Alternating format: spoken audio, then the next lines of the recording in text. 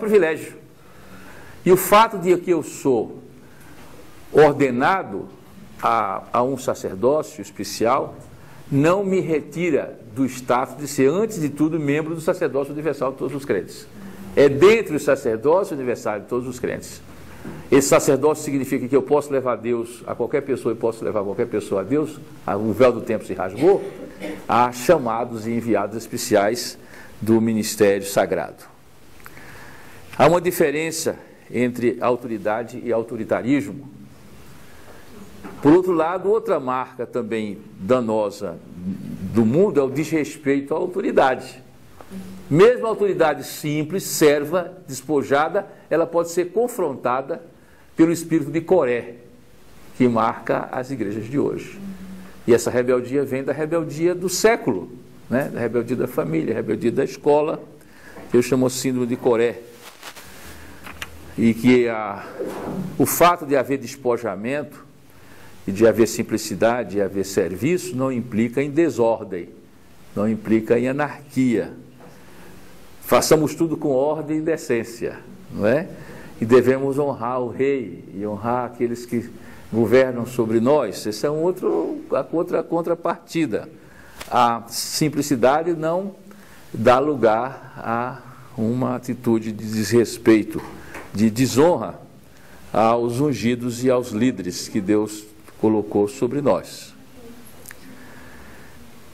Obviamente que, do ponto de vista das formas de governos eclesiásticos, congregacionais, episcopais e presbiterianos terão nuances funcionais, estatutárias e organizacionais da sua gestão, mas que nenhuma das três elimina o modelo do ponto de vista das marcas esvaziadas, simples, doadoras, ombreadas, encarnadas de liderança. Todos nós somos também condicionados por nossas culturas, nossas tradições, usos e costumes, pelas leis. A igreja é um povo sob um pacto com Deus e também um pacto entre si, e que deve viver com normas claras e obrigações claras. O pacto da igreja é um pacto de liberdade responsável, onde deve haver um processo decisório participativo, não é? Processo de escuta, e que também as pessoas acatem as decisões e celebrem o valor da disciplina. Porque se eu não acato as decisões e não celebro o valor da disciplina, eu vou começar a fracionar a igreja, como nós estamos tendo. Nunca antes na história desse país se criou tanta denominação. Lula poderia acrescentar isso ao seu discurso. 99,99% das denominações que surgiram no Brasil nesses 20 anos não tem nada a ver com doutrina, e sim com rebeldia de cacique. Eu quero uma tábua para mim, não é?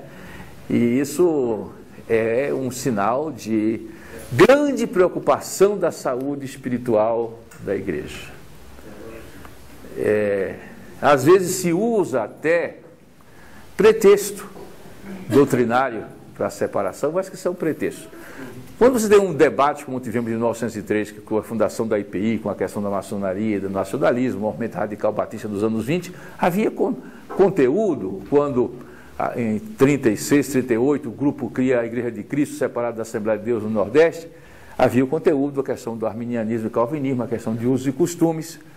Mas, hoje, há uma relação íntima entre a crise do modelo de autoridade e de liderança com a crise da unidade da igreja.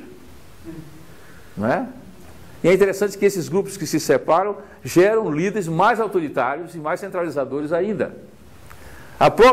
O uso da figura apóstolo, eu confesso, irmão, que eu não chamo ninguém de apóstolo. Um dia desse durante um ano e meio, fiz programa de televisão em Recife, junto com um pastor presbiteriano, chamava Consensos. Quem conhece nossa página está lá no arquivo no YouTube. Era um programa de debate sobre a atualidade, estava no apogeu. Aí uma denominação chegou e comprou o tempo na televisão, 80% do tempo, disse os 20% é livre para culinária e esportes, mas não sobre religião. Aí fomos diplomaticamente convidados a sair. Aí eu estava lá na televisão para gravar, chegou um apóstolo desses, que sabe que você só é apóstolo se você for reconhecido por entidade internacional que dá o diploma de ISO 2011, né? Então, quem não tiver aquele diploma de apóstolo, não tem apóstolo de carteirinha, tem a entidade credenciadora de apóstolo. Negócio organizado. E durante vários anos, aquele novo nome ficou até pior do que antes, ela voltou para o nome anterior, e eu e uma tia minha seguramos o nome velho, né? E é também uma coisa, apóstolo para mim é um sacrilégio. Então eu chamava, irmão, como vai, irmão? Como vai, irmão? Eu fiquei chamando ele de irmão o tempo todinho, e fui disfarçando com o irmão, mas apóstolo não chamei, porque eu acho que eu estou fazendo um ato que fere a minha consciência de cristão. E aí você tem essas divisões, como eu falei a vocês, por um modelo inadequado, completamente inadequado de liderança. E aí você vai justificar, não, porque aquela igreja batiza com água fria e eu li a Bíblia, a água é morna, então vamos rachar para criar água morna. Ou, o pessoal está fazendo ceia com pão francês, isso é inadequado, já levamos à Assembleia, o importante é pão doce, aí vai criar pão doce. E é uma coisa meio ridícula assim, né? E na realidade você tem caciquismo mesmo. A igreja, no fundo, ela não deve ser um espaço de busca de realização de projetos pessoais. E muita gente que não consegue vencer no mundo, tem uma carreira, aí faz sua carreira na igreja. A grande vantagem de nós que somos chamados bivocacionados, eu não gosto muito desse não, eu sou vocacionado só. Eu posso ser biativo, né? Bifuncional, bivocacional, minha vocação é ser servo do Senhor. Então a gente que faz tenda e tem uma carreira lá fora, a gente já teve tanto cargo e essas coisas que não precisa dos cargos da igreja, né? Estamos cheios de cargo. E então a vantagem do profissional cristão é essa. E às vezes o pastor, coitado, nunca teve um cargo. Entre no rótulo, meu filho. Aí tinha secretário, presidente, né? Associação de moradores, né? Vai ser síndico do prédio, alguma coisa que você, o seu ego seja, você vai buscar na igreja. Como você não tem nenhuma atividade fora, esse é o grande risco da falta de encarnação lá fora, né?